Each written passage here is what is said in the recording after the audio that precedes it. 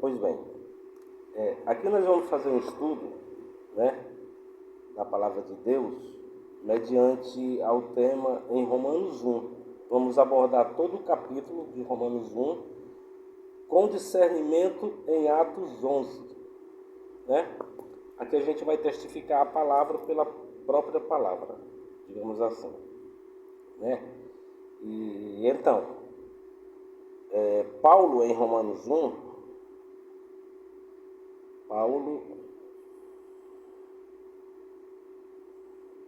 Paulo em Romanos 1, ele traz essa carta, né? Que são, se eu não me engano, 16 versículos. Eu não sei se são 16 versículos, mas eu acho que são 16. Se não for, depois eu vou verificar e eu corrijo.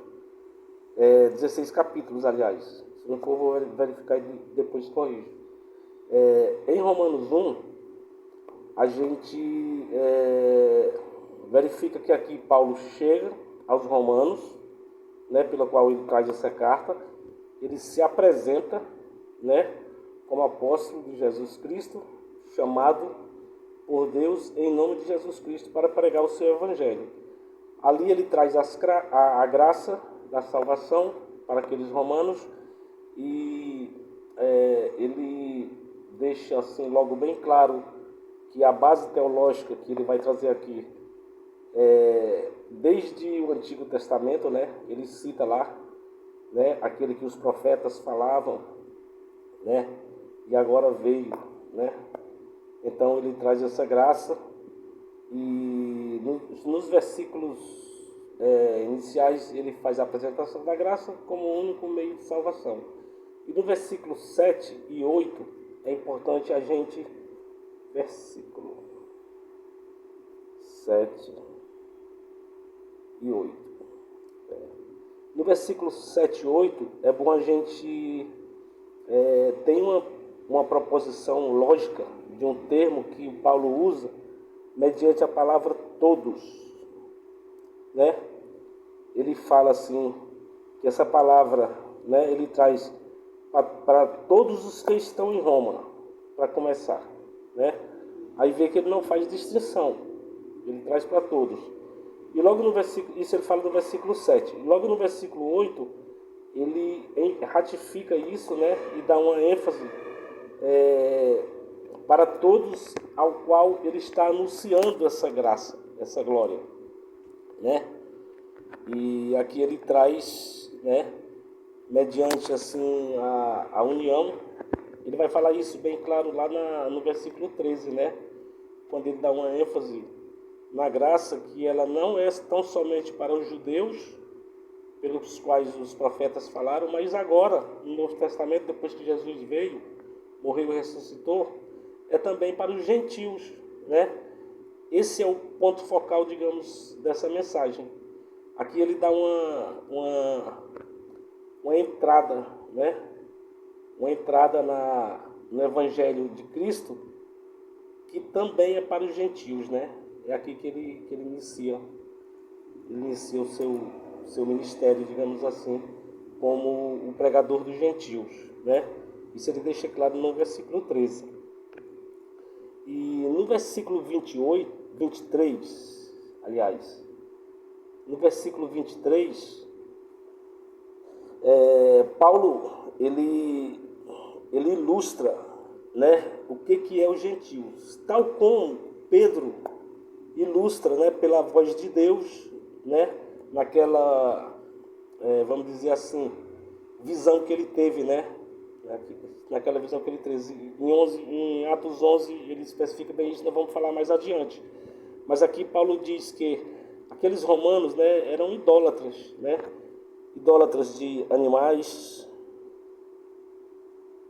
aves, répteis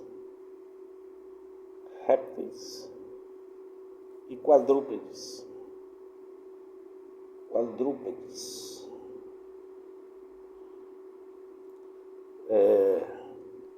O que acontece? Paulo aqui, ele dá vamos dizer assim, uma mostrada, né? Ele dá uma mostrada, ele dá uma ênfase, né? no que seriam esses idólatras, que são todos os que estão em Roma e todos os qual, como ele fala no versículo 7 e 8, todos os qual precisam receber, né, essa graça do Evangelho, para ter esse entendimento, né? E o que acontece? A partir daqui, Deus, ele coloca agora, né, pela boca de Paulo, a questão dos pecados daqueles romanos, né? E é aqui que entra uma visão que normalmente ela é meio controversa, ao meu ver, né? Ao meu ver. Então, tudo que eu falo aqui, eu peço para que seja testificado pela própria palavra, né? E como eu falei uma vez, agora, né? Essa tarde eu liguei para um irmão e eu falei, né? Que antes de eu ser chamado para a graça, né? Da pregação, eu era um cara muito estudioso, sabe? Eu era uma pessoa muito estudiosa em termos de filosofia, ciência, arte, né? Psicologia, psicanálise. Então eu era um cara muito estudioso e eu tinha uma visão meio pragmática das coisas, né? Ou seja, eu tinha uma visão dos conhecimentos desse mundo. E eu não tinha a visão conforme a santa palavra das Escrituras, né? E isso geralmente nos dá cosmovisões, né? E além disso, eu tenho autismo e TDAH, o que me dá mais uma assertividade dentro desse campo de visão, né? Eu tenho uma visão um pouco estranha, vamos dizer assim. Eu vou usar esse termo estranho, mas não como bizarro, né? Estranho como excêntrico, né? Uma visão que não é comum a todos. É uma visão atípica, na verdade, né? Como eu sou um neurodivergente, eu tenho uma visão atípica, diferente das pessoas típicas e normais, né? E como eu era estudioso, né, eu fui procurar entender isso, o que Paulo queria dizer com animais, aves, répteis e quadrúpedes, né? E aqui eu procurei, uma vez eu vi nos escritos de Flávio Joséfo. Flávio Joséfo. Ai, minha letra é horrível, tá, irmãos? Flávio Joséfo, né? E ele, né, nesses escritos, ele relata o que era que Paulo queria dizer com isso, né? E o que acontece? A gente sabe que os romanos ele tinham um grande poderio de armamento e um grande poderio de exército. A sua força e poder era toda em detrimento do seu poderio de munição, de força de exército, né? De armamento e de força de pessoas. Simples assim. E eles eram idólatras de animais, aves, répteis e quadrúpedes. Tanto que eles faziam ofertas a falsos deuses, e eles usavam esses símbolos de animais, aves, répteis e quadrúpedes para dar um ícone, sabe? Em suas guarnições de exército, entendeu? Assim, ele colocava em suas bandeiras, de acordo com o grau, né, do exército, ele colocava em suas bandeiras essas imagens aqui. Então, por isso, isso aqui nos leva a crer que Paulo, em Romanos 1, ele traz essa palavra exatamente na segunda metade, né, desse capítulo, para aqueles poderosos romanos, né? E quando ele fala aqui, a partir disso aqui, ele diz no versículo 27, né? No 23 ele dá essa ênfase a parte que eles eram idólatras, e no versículo 27, ele coloca as questões dos pecados daqueles poderosos romanos, né? Os pecados deles, cujo tinha muita ênfase na homossexualidade. Aí ele cita lá homens com homens, né? Homens com homens, mulheres com mulheres, mulheres com mulheres. E aqui dá para entender, né, a questão já daqueles todos que Paulo cita no 7 e 8. Quer dizer, Paulo trouxe a palavra para eles, e que eles tinham salvação também, né?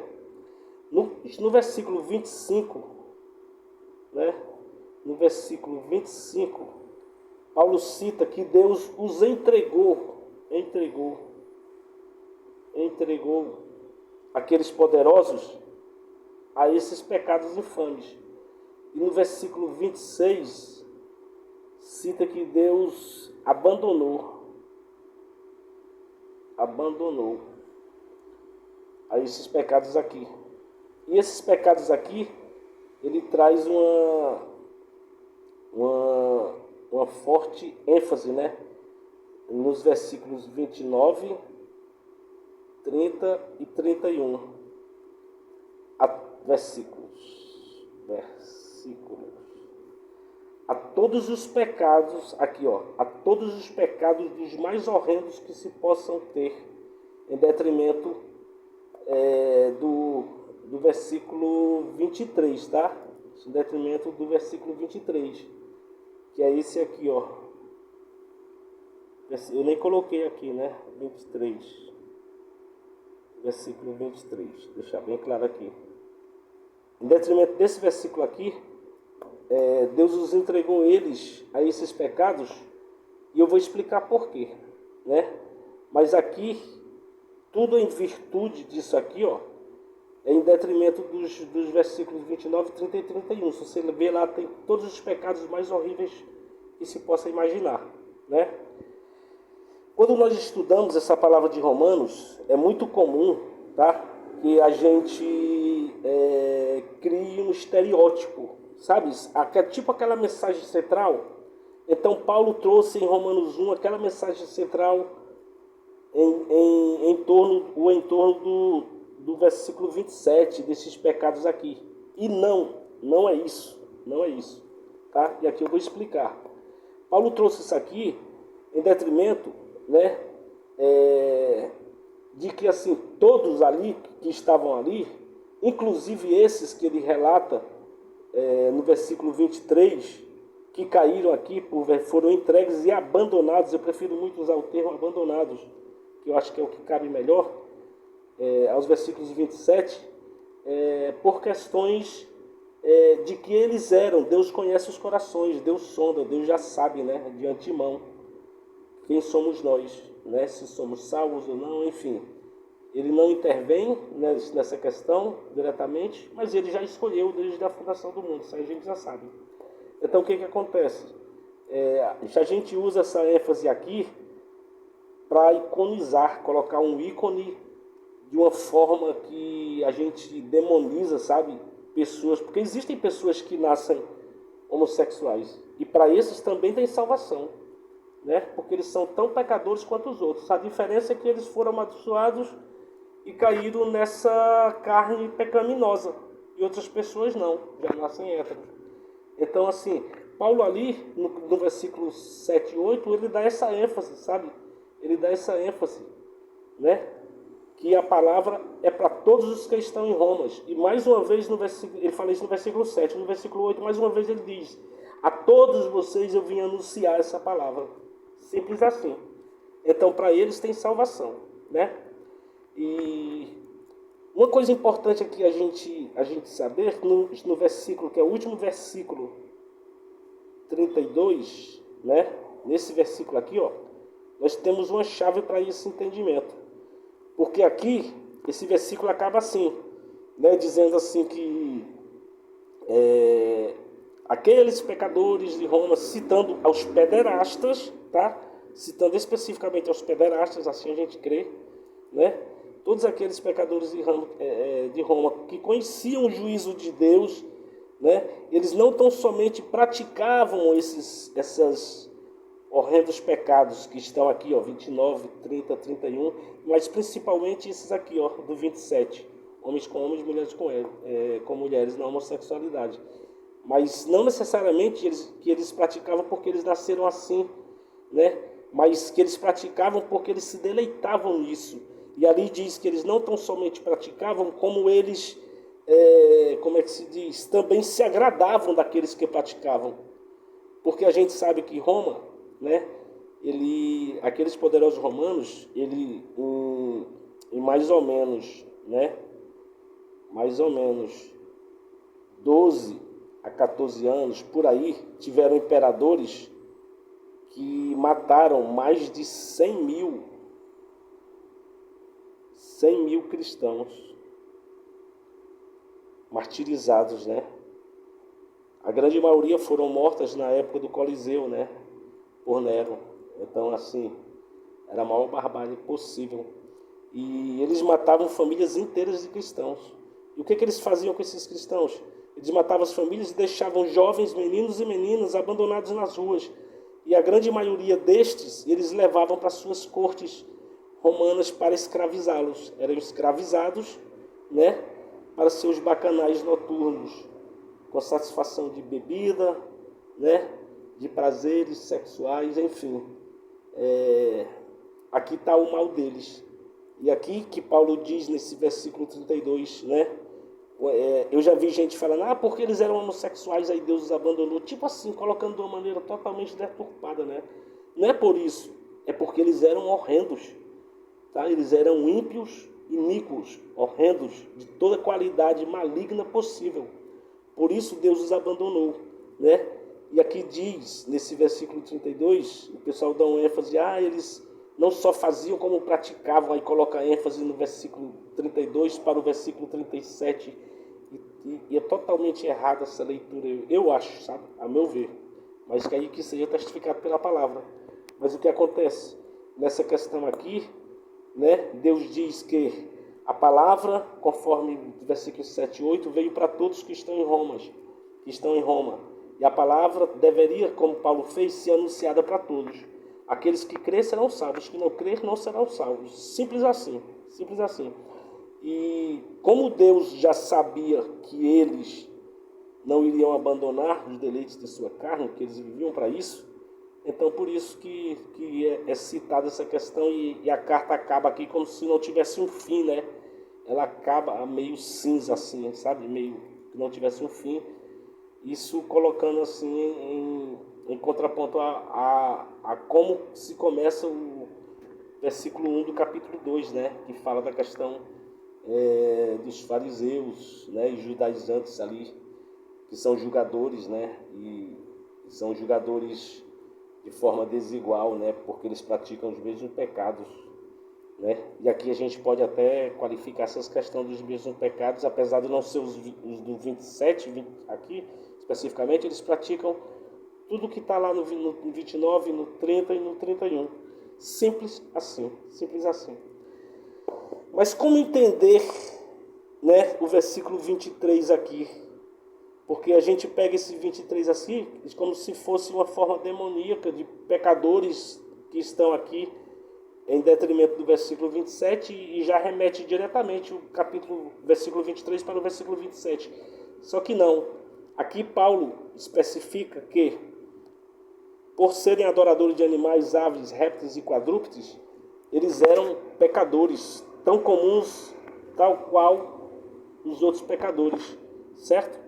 E aqui ele coloca para ilustrar e qualificar. É óbvio que a palavra ela não dá esse discernimento direto, mas a gente tem isso em Atos 11, né? Em Atos 11, Pedro, ele foi veementemente, não vou dizer atacado, mas exortado, quase que admoestado, né, pelos outros apóstolos, porque eles dizem que Pedro não tão somente foi lá pregar os pecadores gentil, né, porque eles souberam do evento da casa de Cornélio, né, do centurião romano, mas eles dizem não tão somente Pedro foi lá falar e pregar, mas Pedro sentou com eles e comeu com eles. E essa questão de comer, sentar e comer junto, era uma coisa meio que sagrada pela tradição judaica, né? Era meio que sagrada. Então o que acontece? Pedro ali foi exortado, inclusive Paulo também bateu de frente, e Pedro teve que explicar, né? Eu não vou aqui enfatizar mais profundamente a questão de Paulo, de como ele bateu isso, mas porque Paulo ele é o apóstolo dos gentios, né? Assim, a gente tem lá nas 13 cartas dele, 13 cartas que ele escreveu no Novo Testamento, que ali dá uma clara impressão de que ele é o apóstolo dos gentios. Apesar de Pedro, em Atos 11, ter começado isso, né? E Pedro ali coloca, diz, não, eu não fui porque eu quis, eu fui porque o Espírito Santo me enviou.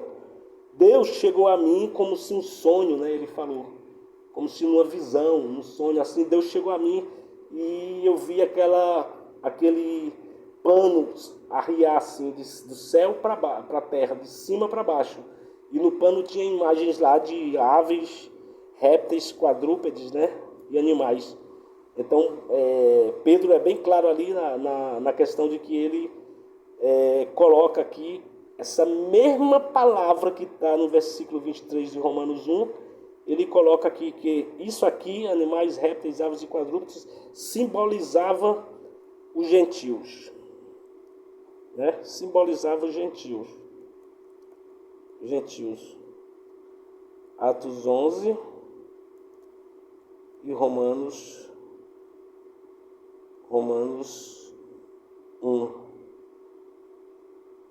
Romanos 1, 23, né? Romanos 1, 23. É isso. Então, Pedro coloca ali, ó, foi Deus que me colocou. Porque isso ali, Deus disse, vai e come, né? Come com eles, vai e come. Então, assim, Deus mostrou ali em Atos 11, que os gentios já estavam entrando ali. Ali teve um Pentecostes, né? Pentecostes gentil, na casa de Cornélio, toda a sua família foi aceita, em nome de Jesus. Então aqui dá para a gente ligar essas duas porções, que especifica bem o que é isso, né? E aqui a gente tem, sabe, para desmistificar essa questão de que a gente é muito intencionalista, né? Nós somos intencionalistas. E aqui eu não estou colocando isso aqui como termo de cosmovisão não, tá? Eu quero até fazer uma palavra sobre cosmovisão. Eu não estou colocando isso aqui em termos de cosmovisão porque eu fui um cara que estudou antes de ter Cristo no coração. Eu estudei. Eu tenho uma cosmovisão profunda em termos de conhecimento. Sabe, se for falar aqui do hedonismo, se for falar do humanismo, sabe, niilismo, todas essas questões aí, né, iluminismo, todas essas questões, eu tenho conhecimento, inclusive para colocar na palavra. Só que tem que se ter uma coisa certa, ó. Cosmovisão, a gente pode fazer assim, ó. Isso aqui é uma cosmovisão, mas é uma cosmovisão clara, límpida, sabe, transparente e assertiva, porque ela cita a palavra com a palavra, tá? Aqui não é uma cosmovisão pragmática. Essa cosmovisão do niilismo, sabe, do humanismo, né, de todas essas questões aí, são cosmovisões pragmáticas. Elas não estão na palavra de Deus, elas são agregadas à palavra de Deus. E essa cosmovisão aqui é diferente, sabe? Pode-se ter como uma cosmovisão porque ninguém estuda nessa profundidade. Pelo menos eu nunca vi uma pregação de Romanos 1 com discernimento de Atos 11, assim, sabe? Nessas questões, e especificando ponto a ponto. Aqui a gente especifica a questão, sabe, desde Romanos 1 desde Romanos 1, com a apresentação de Paulo, Romanos 7, 8, né, que traz a visão de que a palavra que Paulo traz em Romanos é para todos os que estão ali e para anunciar a todos os que estão ali. A questão da ilustração dos gentios, né, que está no versículo 13 e que está no versículo aqui 23, né? A questão dos pecados, e a questão dos pecados em detrimento dos poderosos, né? Que eles também teriam salvação. Isso aqui é um ponto importante para falar. Aqui no versículo 32, ela acaba meio assim, meio que como se uma interrogação, mas não é. Deus é pontual nessa questão quando Deus diz que eles se agradavam dos deleites da carne pecaminosa e ainda incentivavam os outros a fazerem, né? Porque a corte romana era uma corte poderosa. Eles detinham dinheiro, poder, fama, vamos dizer assim. Esse termo não era usado, né? Mas vamos colocar dinheiro, poder e fama. Eles detinham tudo isso na mesma pessoa dos poderosos de Roma, né? E o que acontece? Eles tinham festa 365 dias por ano.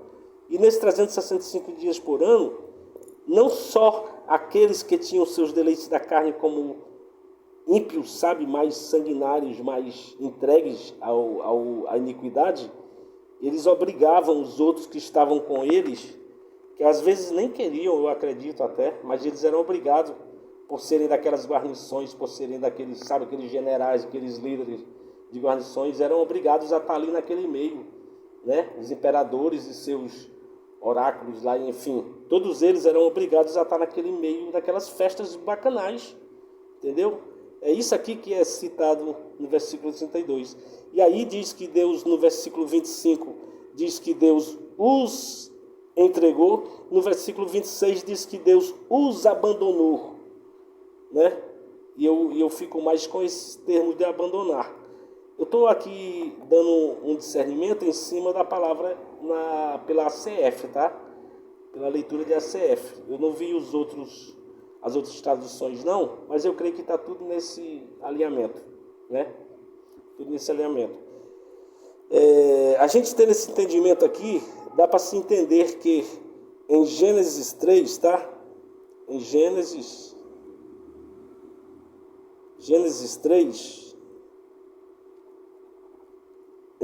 3, nós temos todas essas questões desses pecados aqui, do versículo 27, do versículo 29, 30 e 31. Todos nós estamos enquadrados em pecados aqui, e alguns nascem com uns e outros nascem com outros, mas todos nós temos potencial para ser tal qual pecadores, conforme está aqui, tá?